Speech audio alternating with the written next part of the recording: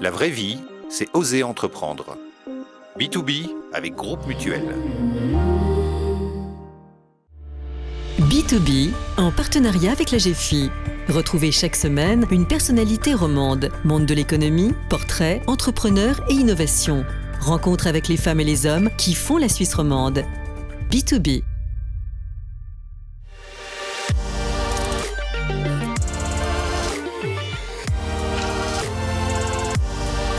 Bonjour à toutes et à tous, de retour dans B2B. Bonjour Frédéric. Bonjour Vincent. Aujourd'hui, nous allons découvrir celui qui dirige Felco. Felco, c'est un nom familier à tous ceux qui jardinent, puisqu'il s'agit de on peut le dire, la Rolex du sécateur. Une entreprise 100% familiale, Swiss-made, et qui exporte plus de 90% de sa production. Et une entreprise qui vient de lancer un nouveau projet. Pour en savoir plus, rencontre avec Nabil Francis.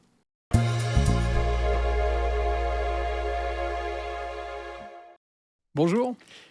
Messieurs, bonjour. Merci beaucoup pour l'invitation. Merci à vous d'être là. Jusqu'en 2021, on va parler un peu de votre carrière avant Felco.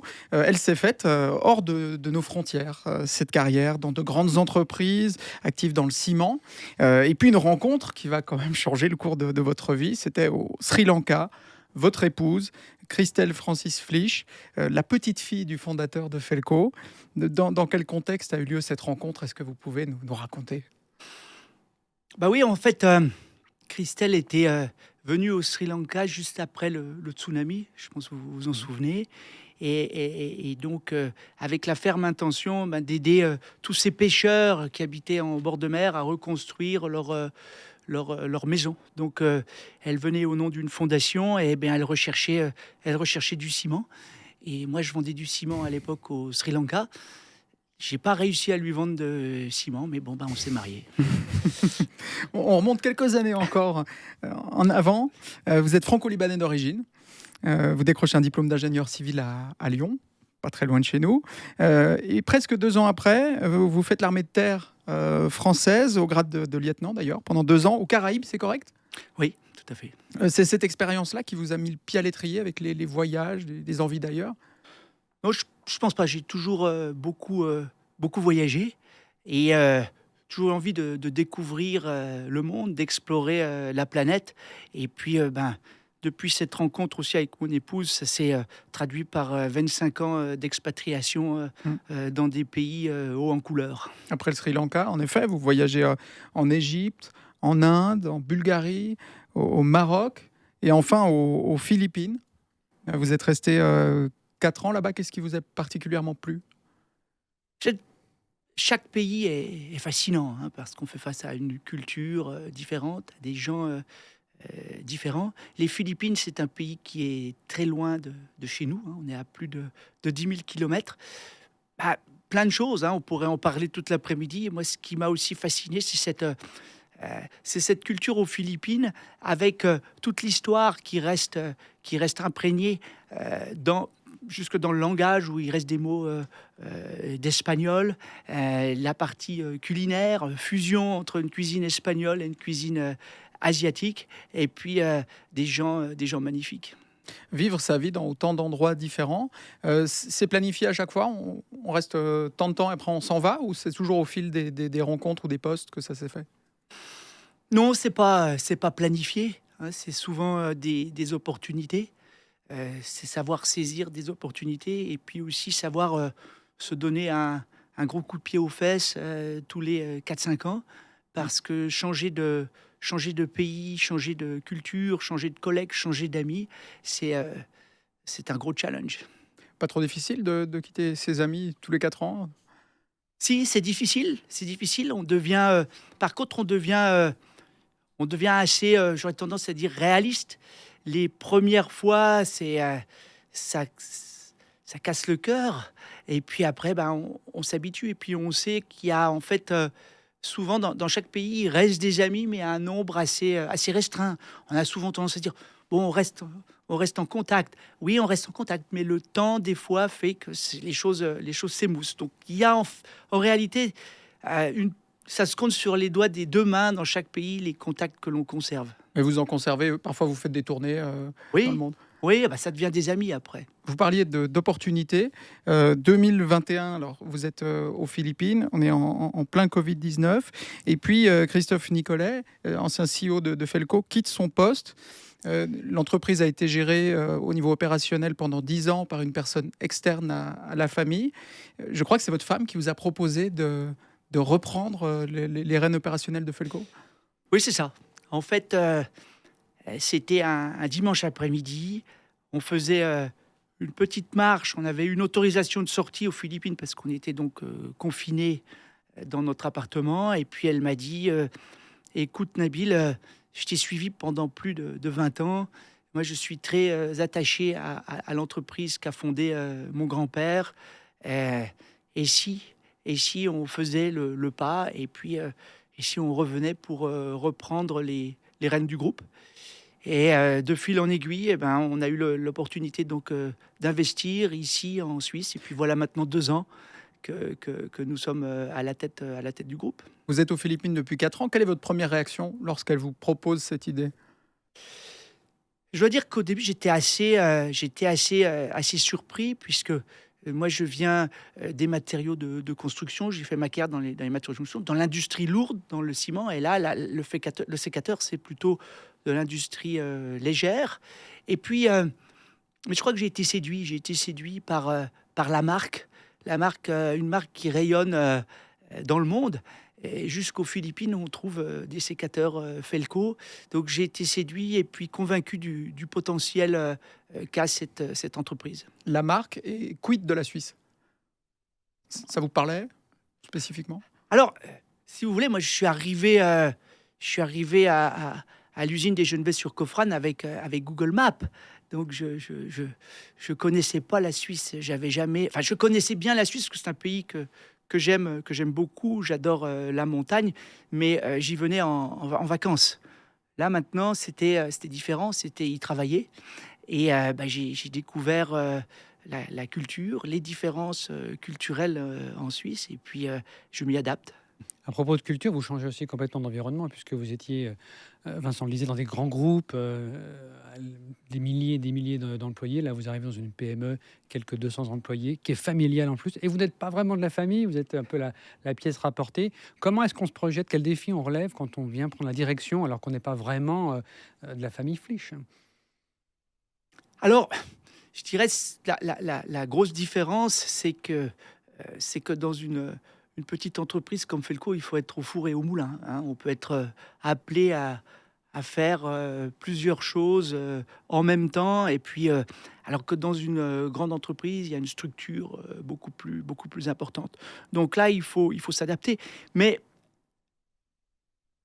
d'un autre côté, il n'y a pas énormément de différence parce que ce qui est important, c'est l'humain, c'est la gestion de l'humain, c'est la possibilité à créer des équipes fortes qui ont confiance en elles. Et c'est ça qui va faire la différence pour le futur de Felco. Qu'est-ce que vous donnez comme conseil pour imposer ou convaincre qu'on est crédible quand on vient de prendre la direction de l'entreprise alors qu'on vient d'un tout autre secteur ?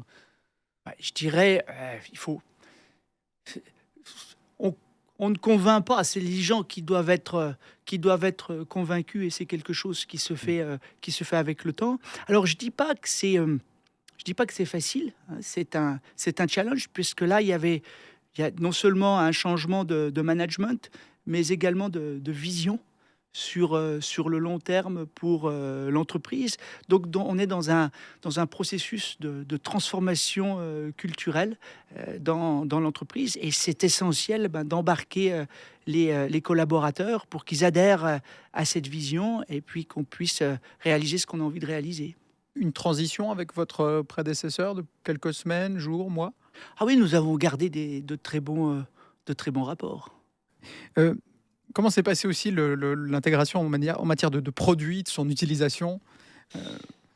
Alors, je connaissais déjà un peu, mais il y a une période d'apprentissage. hein, parce que et ça, c'est quelque chose. On est très attentif là-dessus chez Felco. Donc il faut apprendre un peu le métier des clients. Vous avez la main verte, vous êtes jardinier? Non, je n'ai pas la main verte, mais je suis passé à Changin, à l'école de la vigne. On apprend la taille des arbres fruitiers. Alors, ça reste un vernis de culture, mais c'est important de savoir de quoi on parle. Et ça vous a donné des envies ou suscité une passion? Je dirais, Felco, c'est une entreprise passionnante. Et on se lève le matin pour faire la différence, pour offrir aux clients des outils dont la performance est inspirante, mais qui sont aussi fabriqués de manière responsable. Donc c'est assez noble comme but. Là, vous êtes maintenant dans la région de Neuchâtel, franco-libanais d'origine, vous venez d'être naturalisé suisse. Ça veut dire que là, vous êtes parti pour rester un moment ou repartir un jour. Ça peut être une possibilité aussi. Alors ça, c'est une question à laquelle j'ai du mal de répondre. Hein. La seule chose qui est constante dans la vie, c'est le changement. Donc j'ai du mal de vous répondre. Ce que je peux vous dire, c'est que je suis très fier d'être naturalisé suisse. Et pour moi, c'est une culture où je m'y retrouve dans beaucoup de valeurs. Lesquelles, par exemple? Je dirais, j'aime cette organisation. On a la chance d'avoir un système qui fonctionne, de vivre dans un cadre magnifique. Alors, effectivement, les gens qui ont vécu toute leur vie en Suisse, des fois, s'en rendent pas compte. Il n'y a pas longtemps, il y avait quelqu'un qui me disait « Oh, il arrive au boulot, j'ai eu des bouchons. » Je dis « Mais vous avez eu des bouchons ?» Oui, le feu était rouge. Et donc, si vous voulez, à Manille, des fois, vous allez prendre 1 heure pour faire 2 kilomètres parce que la ville est totalement congestionnée. Donc, j'aime beaucoup, je m'y retrouve et ça m'a paru tout naturel d'engager ces procédures de naturalisation. Et d'être propriétaire, ça c'est aussi, vous faites partie de la famille qui est propriétaire de Felco. Ça change aussi par rapport à vos précédents emplois. C'est une toute autre relation à l'entreprise. Oui, alors c'est vrai que ce qui change beaucoup, c'est qu'avant, j'étais patron, mais je travaillais pour des actionnaires. Maintenant, j'ai les 2 casquettes. Et ce qui change beaucoup, c'est qu'il faut apprendre des fois à être très seul.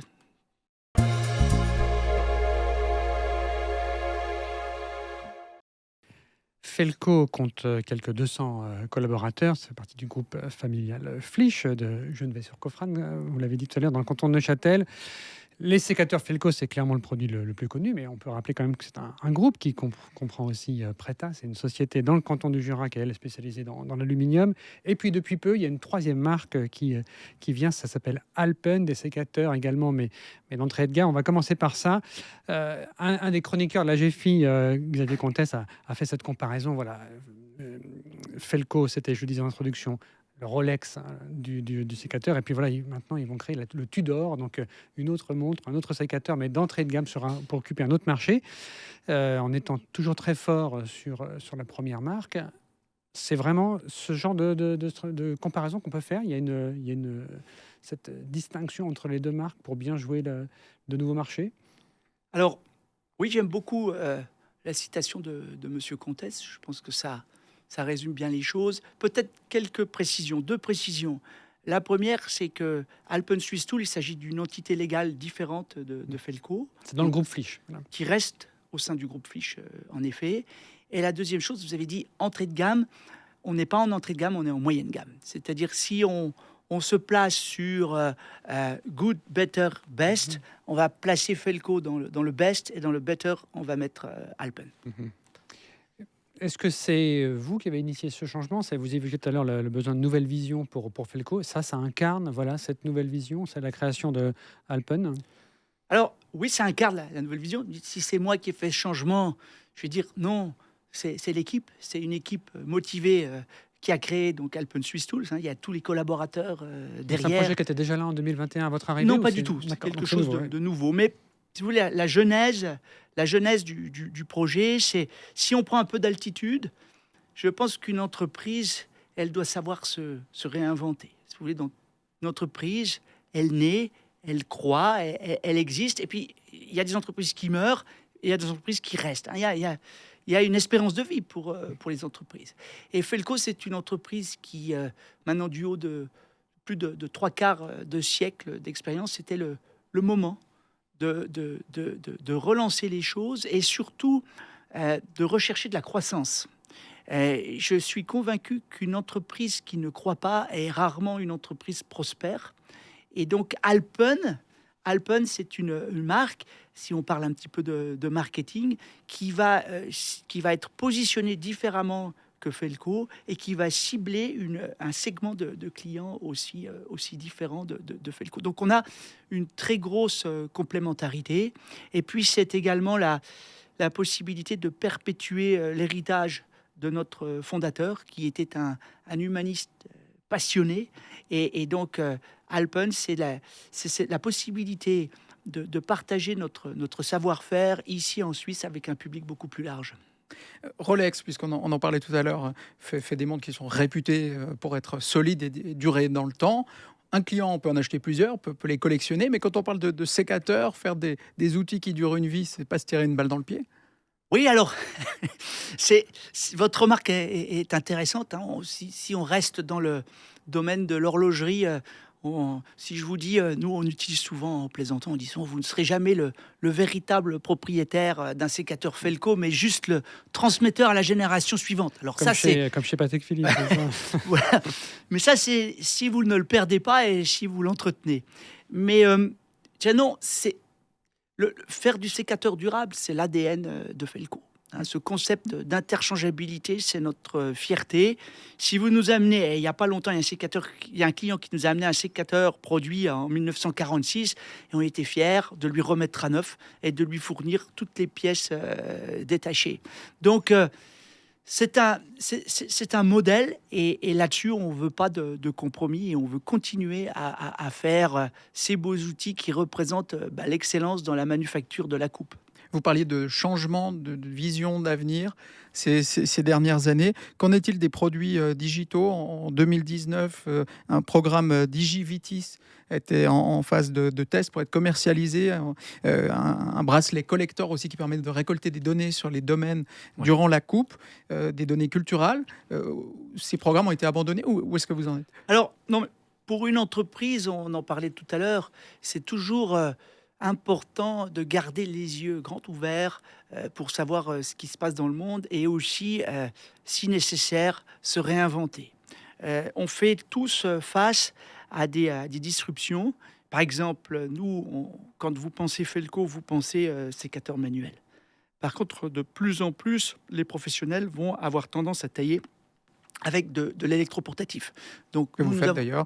Que l'on fait, on a dû donc plonger dans ces segments. Et puis, la prochaine étape, c'est tout ce qui est digitalisation, l'intelligence artificielle. On peut imaginer des robots de taille. On peut imaginer...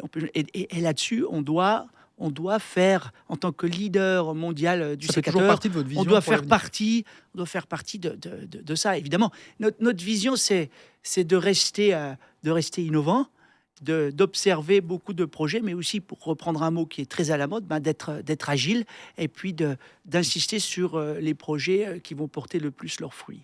J'aimerais qu'on parle de la marge des affaires, mais avant ça, juste une dernière question stratégique.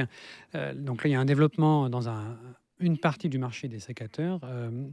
On aurait pu aussi imaginer Felco aller sur d'autres terrains où on a besoin d'outils coupants et on prend l'arc jurassien, vous auriez pu aller vers l'horlogerie ou la medtech. Est-ce que c'est quelque chose que vous gardez comme possible ou bien non, vous restez vraiment sur le jardinage, on va dire? Non, vous avez tout à fait raison. Nous, notre spécialité, c'est la coupe. Ce qui fait le sécateur Felco, c'est aussi la qualité de la lame. D'ailleurs, nous sommes aussi, c'est moins connu, mais leader mondial dans le monde du coupe-câble. C'est-à-dire que nous avons développé un système de coupe triangulaire qui va couper des câbles, mais des torrons d'acier, si vous voulez, qui va les couper sans les écraser et qui va permettre de les sertir directement après coupe. Ça, c'est moins connu, mais on continue à observer aussi ces segments-là qui pourraient nous permettre de croître. vous parlez de croissance importante pour les entreprises. Je l'évoquais en introduction aussi, c'est plus de 90% de la production qui est exportée. Le franc est très très fort. Le franc suisse est absolument fort. On est à peu près à 95-96 centimes pour 1 euro. Ça vous pèse sur les exportations?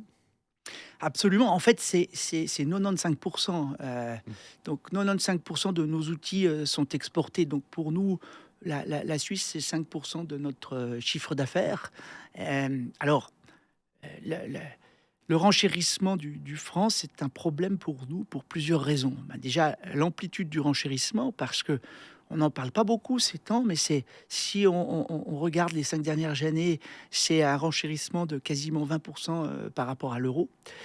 Et la deuxième chose, c'est que si l'ensemble de nos concurrents produisaient leurs sécateurs en Suisse, je dirais, on serait tous dans le même bateau, ce qui n'est pas le cas. Donc il est difficile, lorsque le franc s'apprécie, pour nous de passer des augmentations de prix à des clients qui ne comprennent pas pourquoi on augmente le prix, alors que nos concurrents, eux, n'ont pas besoin de l'augmenter. C'est un challenge.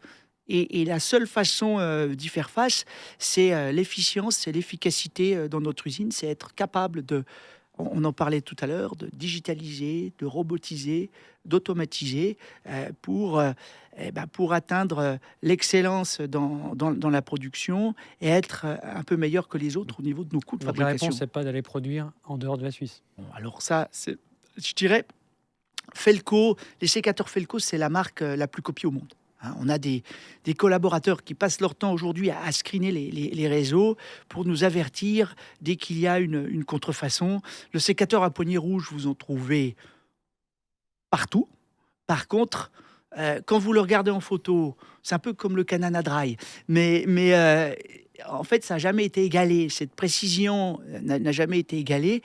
Et cette précision, c'est grâce au savoir-faire de nos collaborateurs qui se trouvent donc au Genevais-sur-Coffrane, dans la vallée de l'Horlogerie, qu'on fait des beaux sécateurs. Donc nous, on a la ferme intention avec mon épouse de continuer à fabriquer nos sécateurs ici au Genevais-sur-Coffrane. Est-ce que ça veut dire qu'à l'inverse, il faut adapter, compresser vos marges pour rester compétitif, préserver les parts de marché? Alors, compresser nos marges, je dirais, ça peut marcher sur le court terme, mais si une entreprise, elle doit tenir debout sur ses deux pieds. Donc, on doit être capable, comme on le disait, de se réinventer, la croissance d'un côté, et puis en même temps, l'excellence dans l'opération avec la réduction des coûts. Et ça nous impose des investissements lourds. Chaque année, on investit très lourdement chez Felco dans l'électronique, dans la robotisation, pour trouver the best in class en termes de machines, en termes de robots pour affûter nos coûts. Et sur le franc, encore un dernier point, vous estimez, parce que les fêtières, finalement, elles sont assez discrètes sur la cherté du franc, parce que le franc s'apprécie plutôt de manière progressive, c'est vrai, continue, mais de manière progressive. On n'a plus le choc de 2015 où en une journée, on prend 20%. Mais vous pensez que là, il faudrait en parler davantage?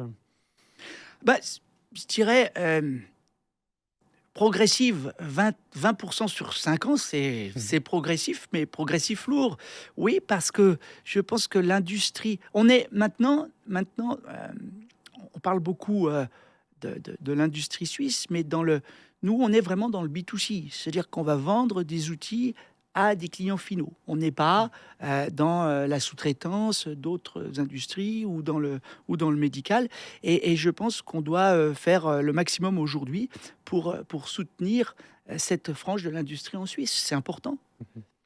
Dernière question dans cette deuxième partie. 2023, comment se passent les affaires ou comment se sont-elles passées en 2022? Je rappelle, vous communiquez peu de chiffres, mais c'était 45 millions de francs de chiffre d'affaires en 2005. À l'époque, il y avait 140 employés. Vous êtes 200 aujourd'hui.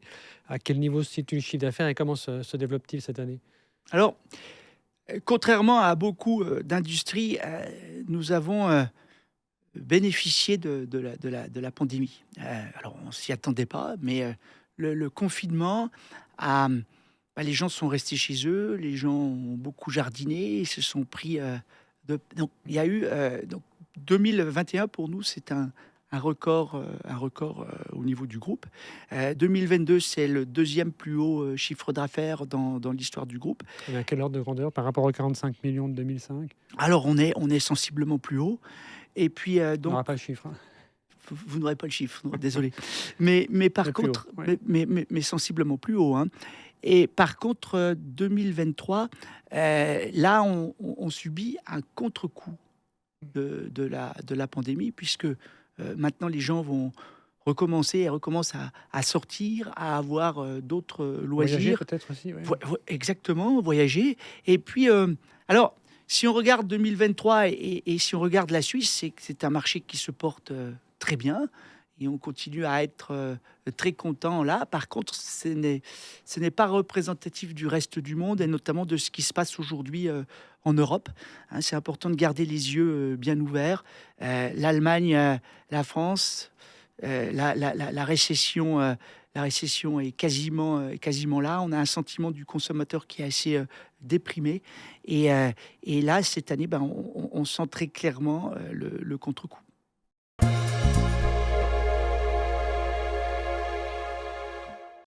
Nabil Francis, pour terminer cette émission, vous êtes troisième dan de taekwondo.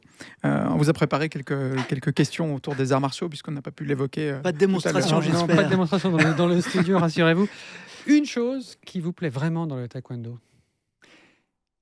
Le fait que ça soit un art, c'est un art martial, mais qui permette de se recentrer et d'apprendre à se contrôler. Le dan le plus difficile à passer pour vous? Je dirais, il n'y a pas de dan plus difficile à passer. Le plus difficile dans le taekwondo, c'est la discipline, la discipline nécessaire pour pratiquer. Parce que si vous arrêtez de pratiquer, vous perdez très vite. Deux questions sur le cinéma pour terminer. La première, Kung Fu. On va prendre, vous êtes plutôt Bruce Lee, c'est-à-dire Opération Dragon, La Fureur de vaincre, The Boss, ou alors Jackie Chan, le Karate Kid, Rush Hour 1, 2, 3, je ne sais plus combien il y en a. Alors, Bruce moi, je Lee serais ou- plutôt Bruce Lee pour la qualité des coups de pied. Et pour la qualité de l'image, des cascades, Kill Bill ou Matrix? Allez, Matrix. Merci beaucoup, Nabil Francis, d'être Merci. venu aujourd'hui dans B2B. Merci. Merci à vous.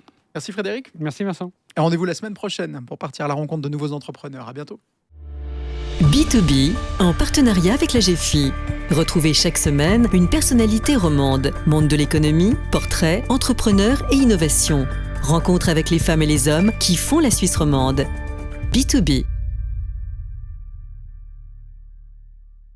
C'était B2B avec Groupe Mutuel, l'assureur des entreprises et des indépendants.